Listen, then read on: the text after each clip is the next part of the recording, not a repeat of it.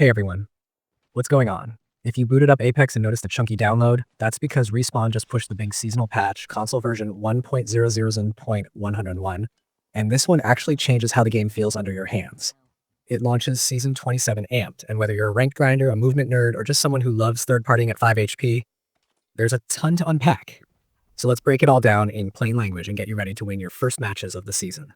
First, Olympus got the kind of makeover that isn't just a fresh coat of paint. It's structural. Whole points of interest were rethought with rotations and mid-fight decision-making in mind. You'll see Summers University replacing the old orbital cannon, gravity engine taking over where energy depot used to be, stabilizer in place of docks, plus a brand new dockyard to mix up drop patterns. A bunch of the wide, awkward spaces that punished you for crossing them have more cover now, and some mobility options got tweaked too. Jump towers added in smart places, extra zip lines around Bonsai, tunnels near Hammond to stop that one team from farming you off the waterfall high ground. Even the Rift teleporter behavior got adjusted with Horizon Lift to cut down on accidental intakes.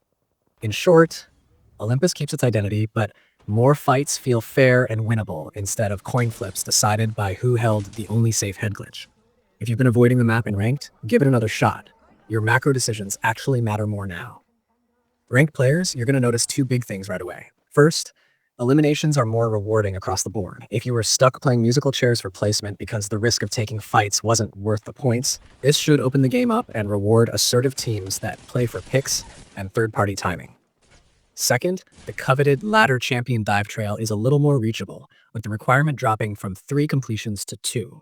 It's still a flex, just not a multi-month endurance test. There's also a targeted pass on loot distribution in ranked specific drop zones to reduce that we landed on the wrong side of the same POI and lost RNG feeling.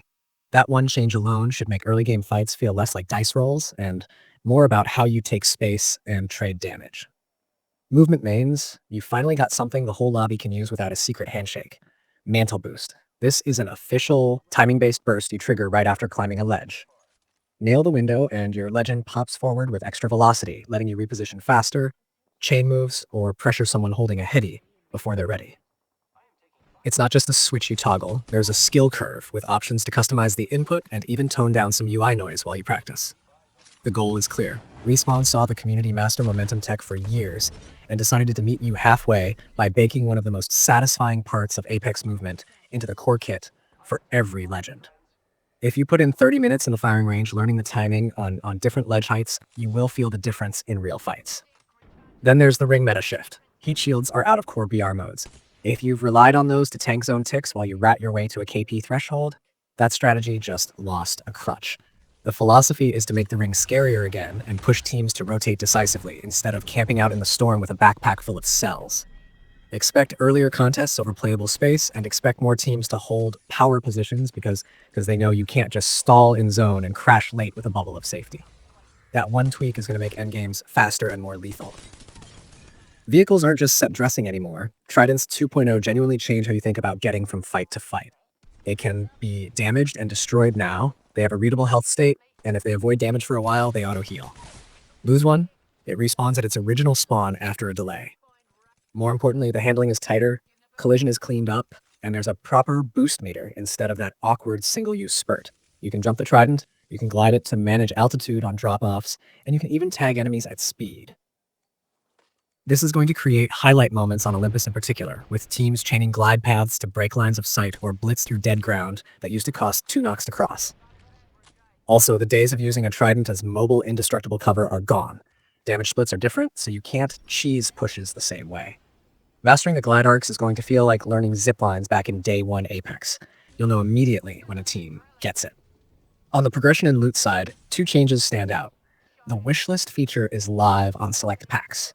You pick 5 legends and 2 weapons, and when a wishlist-enabled pack pops a qualifying item, it's guaranteed to be from your chosen pool. You get a handful of free edits each season, and can adjust after that with legend tokens, which is a clever sink for a currency most veteran players are drowning in. And tied to the season is an amped seasonal pack that can roll a mythic R99 called Bird of Prey, along with some legendary cosmetics. Plus it's wishlist enabled for epic drops. Whether you spend or not, the system makes your unlocks feel less random and more targeted to what you actually use. It's a nice quality of life move for people who don't want to chase cosmetics forever with no control. Weapons and attachments got a proper shuffle. The CR hops into the care package with a new galvanic gavel hop-up that lets you swap the mag between disruptor and hammer point rounds. Wild utility for a gun that already blurred class lines. The triple take returns to floor loot and gets some stat tuning, and the gold rotation features Alternator, G7, Havoc, Bosec, and the Emboma Mozambique for spicy late circles. There's also a new gold laser sight tier for pistols and SMGs that seriously tightens hipfire, with an extra quirk. If you hold the trigger, your spread tightens further, so tracking up close rewards commitment. And for attachment fans, Double Tap is back specifically for the Alternator, where it fires both barrels at once with a reduced rate of fire and per bullet damage.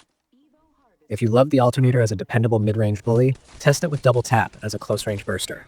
Different rhythm, same soul. Some legacy hop-ups like Skull Piercer and Accelerator have been removed from their previous pools, shifting power into other places, and that overall marks a meta nudge toward close-range chaos. Now for legend changes, because these will define the early meta. Valkyrie's kit feels fresher and more decisive. Faster jet behavior, a snappier ultimate flow, and a general philosophy push toward aggressive repositioning instead of hesitant pokes. If you always liked her idea but felt punished by awkward cooldowns, you'll notice the new cadence immediately. Horizon's lifts are more purposeful, with better lift and hover behavior, and a black hole that comes online more often, rewarding squads that coordinate nade dumps and line-of-sight breaks. And Rampart gets sturdier in a way that feels fair. Walls scale better, and her quality of life has improved, but with counterplay still intact, so it doesn't turn every corridor into a one-sided turret lane. On the flip side, Revenant's Shadow Pounce got its wings clipped a bit. It's still scary, just less of a full map surprise button.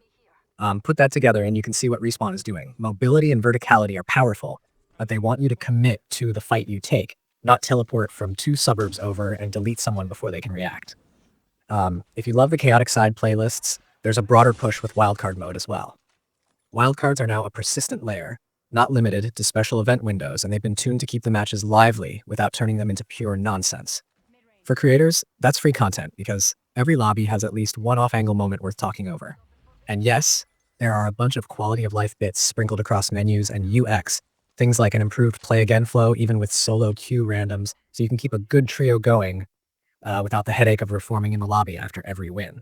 Those touches are small, but they add up when you're recording long sessions or streaming, because dead time is the enemy of momentum. Okay, so how should you actually play around all of this in your first few matches? Let's start with drops. Olympus has more honest mid-tier drops now. If your team thrives on an early tempo, try Summer's University or the reworked Gravity Engine. Both give you paths to third-party nearby fights while avoiding the old death fields. If you need structure, Bonsai's extra ziplines make height access less binary.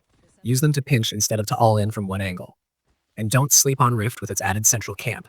It's less of a graveyard and more of an actual staging ground between gardens and the new camps. When you rotate, remember that the removal of heat shields means teams are more likely to anchor earlier, so pin your route and take space before you need it, rather than after. The worst feeling this patch will be arriving late into a team that already built a crossfire. You fix that by leaving 5 seconds sooner and using Mantle Boost to cut corners or chain rooftops. For loadouts, pair a hipfire monster with an anchor gun. The gold laser sight makes pistols and SMGs disgusting inside buildings. Coupling an alternator or a Re-45 with a mid-range G7 or triple take gives you answers at every distance.